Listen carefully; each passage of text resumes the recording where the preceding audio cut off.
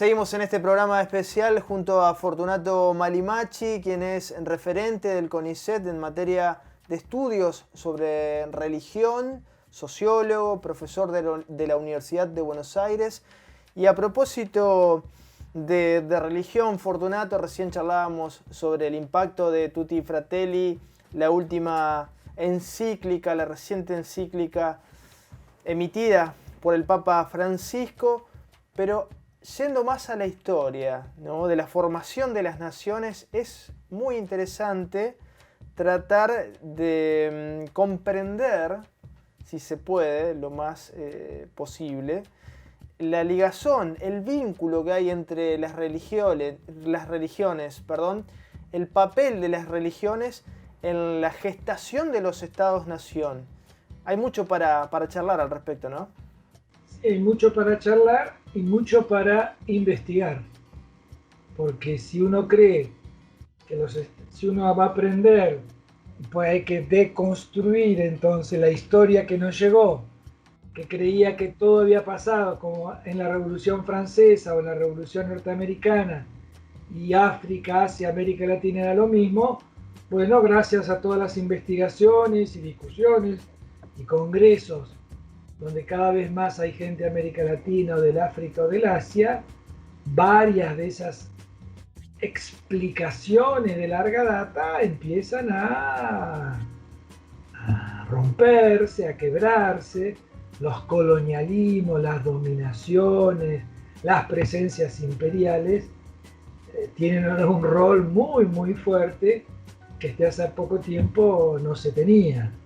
Entonces, en esos estados europeos se construyó de una manera en la Rusia zarista, se construyó de otra manera, vamos a decir, en el Mediterráneo, se construyó de otra manera en los países luteranos y se construyó de otra manera en los Estados Unidos. Un país capitalista sí lo hay, donde lo religioso está tan presente que el destino manifiesto lo siguen hasta el día de hoy, ¿no? En cambio en Europa, bueno, hubo la idea de la religión en el espacio de lo privado, después de la paz de Westfalia, ¿no? Y ahí hubo países que lo pusieron más en lo privado, otros menos, otros en lo público, otros como en Inglaterra, que la reina es la que dirige a la religión, otros como los países luteranos de los países nórdicos, en los cuales los obispos y sacerdotes forman parte del parlamento, otros donde no se quiere saber nada, bueno, y América Latina, que siguió el ritmo de España. No te olvides que el vínculo entre religión, política, virreinato y Estados-naciones se hizo siguiendo el patronato, es decir, la autorización que le dio el Papa a los reyes de España de nombrar obispos. Claro. Así lo hicieron de toda la colonia y así lo hicieron en la Argentina hasta 1966. Quiero hacer referencia para introducirlo como elemento de análisis a Manuel Ugarte. Lo charlábamos en días pasados, este socialista argentino que ha tenido una mirada continentalista, americanista, es uno de los grandes americanistas, y él expresa puntualmente: el ateísmo no es solo una negación de Dios, constituye desde el punto de vista individual y social una debilidad para el Estado. El hombre necesita una religión. Las naciones no pueden vivir sin una mística. Qué interesante esto. Las naciones no pueden vivir sin una mística.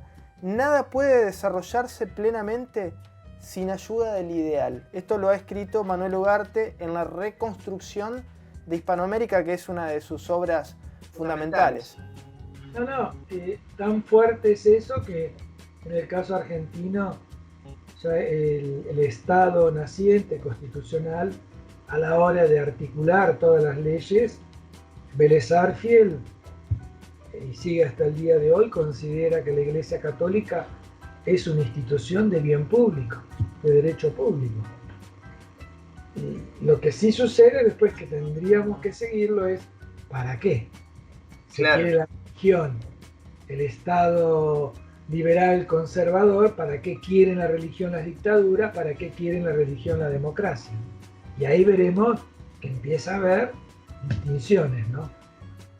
Claro, todo tiene que ver con los modelos. En este caso hablábamos de Manuel Ugarte, que es un americanista y que de alguna manera pone a la religión como un elemento fundante en lo cultural, ¿no? Lo ponen tanto que muchas veces se habla justamente de la, ¿cómo decir?, la sustitución muchas veces de ese religioso que daba mística en la política. Otros lo ponen, hay otras personas que lo ponen, que eso no es solo en la política. Hay sagrado religioso en la economía, hay sagrado religioso en la sexualidad, en lo erótico, hay sagrado religioso también en las esferas, en las otras esferas de la sociedad, en lo educativo, ¿no? Bien, lo que sucede es que después esa mística no necesariamente corresponde a instituciones religiosas.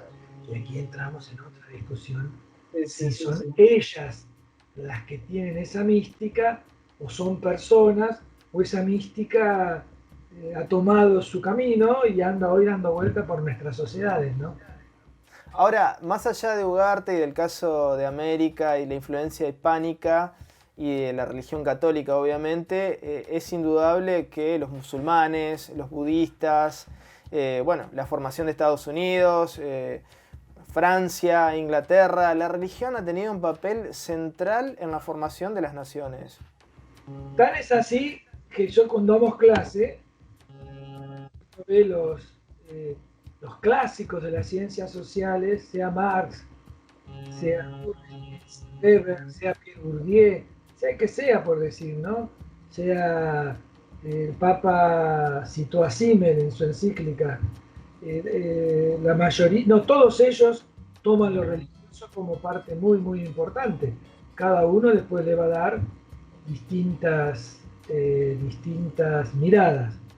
Lo que sucede es que en algún momento, ojo, en ese mundo europeo, capitalista o también socialista, se supuso que esa religión iba a desaparecer para quedarse en el ámbito de lo privado. Y así parecía. Las mediciones, los estudios, la gente no va más al templo, la gente no tiene los ritos, la gente no tiene esto, no tiene aquello. Y bueno, y a partir de ahí se crearon teorías que lo explicaban y pocos que lo investigaban. Entonces vos partías del supuesto que no había, entonces vos tenés el supuesto que hay, la vas a buscar. Y ni te cuento cuando encontrás islámico y decís esa no es una verdadera religión, o cuando encontrás pentecostales en América Latina y le decís no, ellos nos invaden porque vienen de otro mundo. Bueno, y ahí empieza, y por suerte nuestro grupo lo venimos investigando y nos da para... Claro.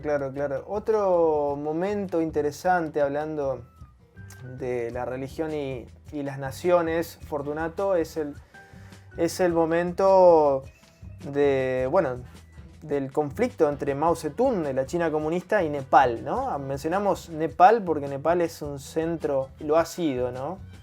Un centro espiritual muy importante a nivel mundial, quizás uno de los más importantes, y para la lógica de poder del comunismo y de Mao Zedong en ese momento fue central la conquista de Nepal, desarmar los monasterios, ¿no? Desarmar la espiritualidad de Nepal. Es un caso muy interesante para abordar también en el rol de las religiones, ¿no? En las naciones. A diferencia de lo que hizo la Unión Soviética, ahí fue para construir iglesias budistas nacionales, iglesias cristianas nacionales e iglesias católicas nacionales que tenían que estar vinculadas con el gobierno. Claro. Para ver otra vez las experiencias históricas. Sí. No fue eliminarlas simplemente, sino al mismo tiempo construir iglesias o grupos religiosos nacionales ligados al gobierno central. Cosa que en la soviética no se hizo, se persiguió bien, No quiere decir que en la China no lo hayan hecho, digo, pero también persiguieron, obvio. Pero son distintos modelos que se van. Es interesante ese caso, Fortunato, porque evidentemente Mao comprendió la fortaleza de la espiritualidad, ¿no? Así es, eso es lo interesante. Esa reflexión siguiendo el lugar sería cómo está presente esa mística, ese ideal hoy en nuestra sociedad, de qué manera ha sido. Hay toda una teoría dice, bueno, ese cristianismo fue reemplazado por la modernidad. Otros dicen no tanto, Kant, Hegel. El verdadero cristianismo no tiene nada que ver con las instituciones que lo han echado a perder. Bueno, todo eso son discusiones interesantes y ahora se hacen con respecto también al Islam, ¿no? En eso hay que también tener cuidado. Y Ratzinger, él le costaba decir que el Islam era también una religión racional como era el cristianismo. Él decía que no. Bien, si a alguien le digo que no es racional, listo, ¿no? No dialogo. Fíjate vos que Francisco jamás hizo esa pregunta. Fue directamente a entrevistarse, a verse, son dos lógicas. Un momento de la historia, sobre todo occidental, donde en lo académico se intentó demoler en algún punto todo lo vinculado a lo religioso. ¿Qué pasó desde ese momento a hoy, Fortunato? No, bueno, por eso, hay gente que si piensa eso, cree eso, te diría en las palabras casi de la encíclica, lo que hay que entenderlo como distintos los vínculos de poder, relaciones de poder, distintos intereses, en el cual a veces ese religioso estaba muy metido institucionalmente y otras veces no. Entonces me parece que se confundió la presencia política de ciertos grupos con la presencia de lo religioso. Y después se confundió muchas veces el cristianismo como la única verdadera manera de ser religioso. Hoy vivimos en un mundo de la diversidad. Vinculando religión y Estados-nación, y la figura de Steve Bannon es muy interesante, ¿no? para abordar en este momento, porque bueno, viene de la lógica política del nacionalismo norteamericano, de la mano de Trump, ese nacionalismo norteamericano que tiene una mirada hacia adentro de cohesión y hacia afuera es imperialista, lo ha sido históricamente, ¿no? desde su fundación. Y bueno, Steve Bannon recorriendo distintos países, proponiendo partidos de extrema derecha y atacando al Papa también. ¿Cuál es tu lectura? Fuertísimo. Se quiere comprar un monasterio, toda la derecha católica acaba de hacer una reunión, insisto, con Salvini, con la Le Pen, con Vox, con todos esos grupos, mucho dinero dando vueltas. Una derecha que es interesante, que ya no es más antisemita, sino que es una derecha cristiana y judía contra el Islam. Por supuesto, contra todos aquellos que quieran dialogar con el Islam, y por eso lo tienen al Papa como gran baluarte. Ya te dije, Pompeo acaba de estar ahí en el Vaticano para decirle no hagan más relaciones con China. Puesto que le dijeron que no. Pero lo cual demuestra todos esos grupos muy fuertes. Los Estados Unidos históricamente han tenido este tipo de presencia. Ha sido esa misma presencia, pero en las colonias, no en las metrópolis, sí en las colonias. Entonces, ¿hasta dónde se había ido si en las metrópolis era usada todos los días, ¿no? Bueno, demuestra esa manera, uno tiene que investigar y conocer un poco más. Claro, claro. Fortunato, has trabajado muchísimo tiempo sobre estos temas. Contanos un poco sobre qué estás pensando, qué estás trabajando actualmente. Estamos trabajando actualmente un equipo que por suerte se ha consolidado mucho a nivel nacional y latinoamericano, en el cual profundizamos sobre las diversas experiencias religiosas, si vos querés, cristianos, judíos, islámicos, budistas. Con la encuesta que hemos hecho el último año hemos visto que hay un 20% ya de personas en Argentina que se dicen ateas o gnósticas o sin religión, y queremos ver qué hacen, qué dejan de hacer. Y después estamos estudiando transversalmente el tema del cuerpo y la religión, la política y la religión, subjetividad y religiones, ¿no? Economía y religión.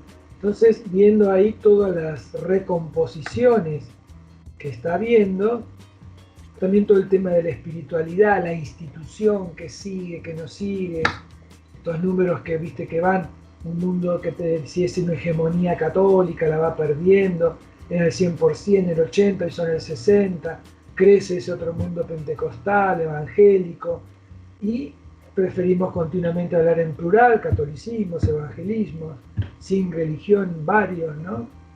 Y después tratando de ver esto de las modernidades, ¿no? Como distinguir la modernidad religiosa yanqui de la modernidad religiosa latinoamericana, de la europea, de la asiática. Entonces mantener un diálogo con nuestros colegas si partimos de la idea que no hay excepciones, sino distintas maneras de vivir estas relaciones. Pero para eso tenés que investigarte aquí, tenés que investigar allá, para que ellos no te digan que es lo único valioso y verdadero que hay. Entonces tenés que empezar también a conocer cómo se creaban categorías universales, que eran las únicas, y las demás eran falsas o anómicas o desviadas. Es fantástico, cuando vas a estudiar Europa, Estados Unidos, en Argentina o en... yo estuve 4 años por el África, en tal país del África, es desviado, es popular, es ancestral. Bueno, ¿por qué usar esas categorías, no? Si vos te das cuenta, la dominación que también existe en las teorías sociales, ahí somos muy cuidadosos ahora de qué decimos, y cada vez más abrirnos a los colegas que hacen antropología, historia, ciencias políticas, filosofía, teología, porque creemos que esos saberes tenemos que ir combinándolos. ¿Han trabajado o van a trabajar, Fortunato, sobre las espiritualidades y religiosidades de los pueblos preexistentes? Sí, hay un grupo que investiga eso. Nuestro último encuentro fue justamente sobre el vínculo entre instituciones, religiosidad y espiritualidades. Y ahí hubo muchísimos talleres sobre lo de los pueblos originarios. Y después siempre distinguimos entre, ¿cómo decir? Una religión popular y la religión de los sectores populares, por decir. Porque hay veces que se esencializa que un cierto sector tiene tal manera de creer, cuando para nosotros, una vez que vamos investigando, encontramos de todo, ¿no? Claro. Lo mismo pasa con los pueblos originarios, ¿no? Que son aquellos que se reidentifican y se hacen una identidad traída de siglos, y después esas mismas personas en sus comunidades, en Bolivia,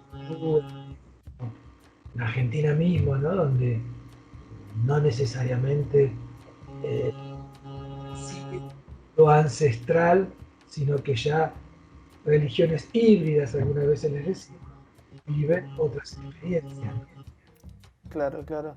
Para este momento particular de la República Argentina han pasado 40 años casi de la última dictadura militar.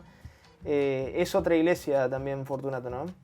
Innegablemente, en personal, en expectativas, en miradas. Lo que sucede es que ese periodo sigue siendo todavía difícil de reflexionar.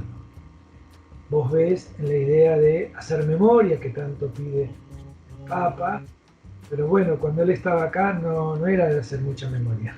Claro. Entonces hay una tensión ahí, ¿no? Sobre hacer memoria sería de reconocer lo que se hizo, social, de política, de pedofilia, de vínculos con tales o cuales grupos. Permitiría que aquellos que se incorporen lo hagan conociendo y que esas instituciones, en esas historias diversas, donde se valoran y construyen sus fortalezas, sea quien sea al negarlas se pierde mucha posibilidad de rehacerlas para el largo plazo, ¿no? Por eso es tan importante las víctimas. Sin la historia de las víctimas no podemos construir futuros de largo plazo. Y acá hay una mirada no solo cristiana, sino global, ¿no?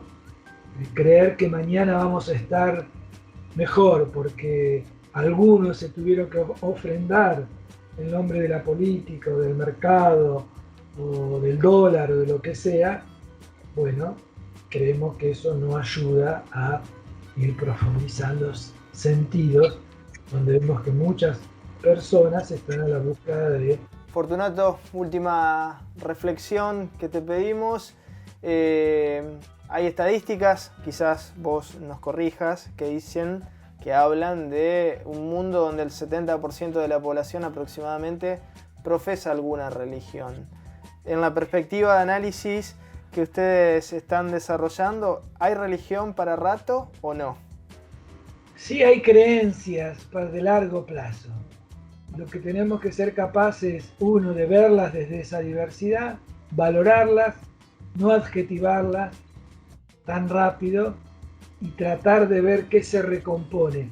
Nuestra última encuesta se llamó Sociedad y Religión en Movimiento, ¿no? Se mueven las sociedades, se mueven las creencias religiosas y ahí hay algo que sigue muy presente, que habrá que tenerlo en cuenta. Puede ser con más o menos institución, pequeños grupos y, volviendo a Ugarte, con más o menos mística. Lo importante es estar abierto a verlas y buscarlas.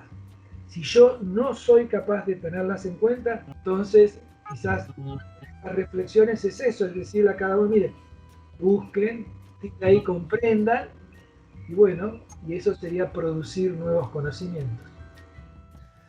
Fortunato Malimacchi, investigador del CONICET, profesor de la Universidad de Buenos Aires. Muchísimas gracias por estas reflexiones. No, gracias Luis, a vos y a todo tu equipo. Y bueno, nos seguimos viendo. A cuidarse mucho. Un abrazo grande. Hasta aquí llegamos en este programa especial de Punto de Partida. Nos volvemos a encontrar el próximo lunes a las 22 por Canal 2 Veo de Cablevídeo Digital. Hasta entonces.